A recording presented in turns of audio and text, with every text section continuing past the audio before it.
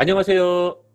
여러분들과 다정하게 소통하고 싶은 다정한 TV의 다정한입니다. 반갑습니다. 오늘도 책 속에서 여러분들과 이야기를 나눠볼게요. 오늘 함께 할 책은 하버드 철학 강의고요. 오늘은 그 12번째 화를 멀리하라 라는 제목이네요. 자, 오늘은 어떤 이야기가 있을까요? 옛날에 성격이 나쁜 한 남자아이가 있었는데 그 아이는 하루 종일 집에서 화를 부렸고 종종 심한 말로 다른 사람들에게 상처를 주었다.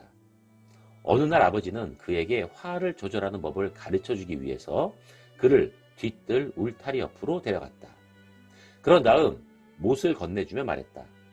아들아, 앞으로는 화가 날 때마다 울타리의 못을 하나씩 바꿔라.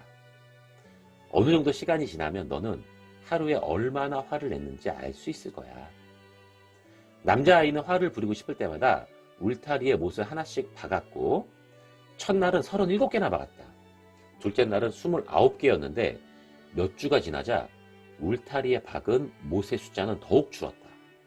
아이는 자신의 화를 통제하는 법을 배운 것이다. 그는 자신의 화를 통제하는 일이 울타리에 못을 박는 것보다 훨씬 수월하다고 생각했다. 결국 그 아이는 울타리에 한 개의 못도 박지 않게 되었다. 하루 종일 화를 내지 않았기 때문이었다. 기뻐하며 아버지한테 이야기를 했고 아버지는 또 하나의 제안을 했다. 오, 잘했다. 하루 종일 화를 내지 않으면 울타리에 박은 못 중에서 하나를 뽑아도 돼. 아이는 생각을 했다. 화를 낼 때는 한 개씩 박았는데 하루 종일 화를 내지 않아야 하나를 뽑을 수 있다고? 이거 정말 너무 어려운데? 그러나 못을 줄이기 위해 그는 최선을 다해 자신의 감정을 억제했다. 그러던 어느 날 아이는 드디어 울타리에 박혀있던 못을 전부 뽑아냈다. 이때 그는 자기가 이미 화를 조절하는 법을 배웠다는 사실을 깨달았다. 매우 기뻐하며 아버지한테 말했고 울타리로 함께 갔다. 아버지는 울타리의 빽빽한 못자국을 바라보며 의미심장하게 아들에게 말했다. 정말 잘했다, 야. 못을 다 빼기는 했는데 구멍이 남아있는 거 보이지? 구멍은 영원히 사라지지 않고 울타리는 더 이상 본래의 모습으로 돌아오지는 못해. 네가 다른 사람에게 화를 내는 것도 그 사람의 마음에 못을 박는 것과 마찬가지라서 그래. 이야기는 이렇게 끝났고요. 화는요, 다른 사람의 감정에 상처를 줄 뿐만 아니라 자기 자신에게도 상처를 입혀요. 화는 우리가 세상을 살아가는데 전혀 도움이 되지 않아서 화를 정말 멀리 해야 돼요.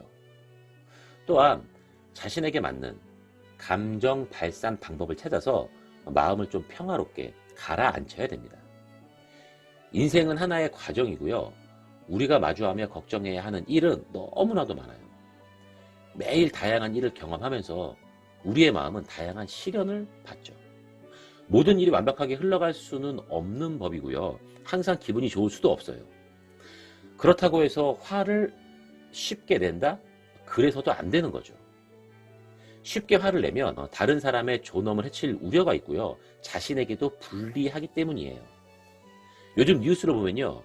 자신의 화를 통제하거나 분노를 조절하지 못해서 발생하는 사건, 사고가 너무나도 많아요. 저는 무섭기까지 하더라고요. 상대를 배려하지 못하는 것도 문제지만 자기 자신의 격을 스스로 낮춰서 땅에 떨어뜨리는 그러한 상황이 저는 더욱더 안타까워요.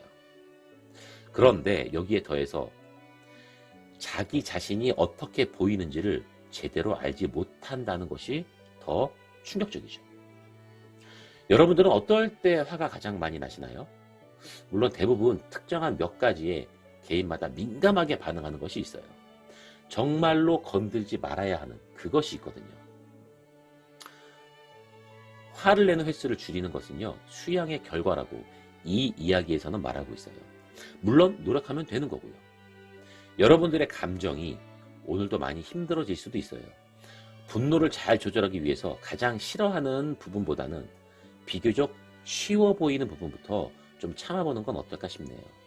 물론 쉽지 않아요. 인생에는 너무 많은 좌절과 불행이 발생하거든요. 그렇다고 여러분, 계속 화를 내는 것보다는 체력을 절약해서 자신에게 더욱 의미 있는 일을 하는 편이 훨씬 좋다는 것을 여러분들도 이제 아실 거라 믿습니다. 오늘은 여기까지고요.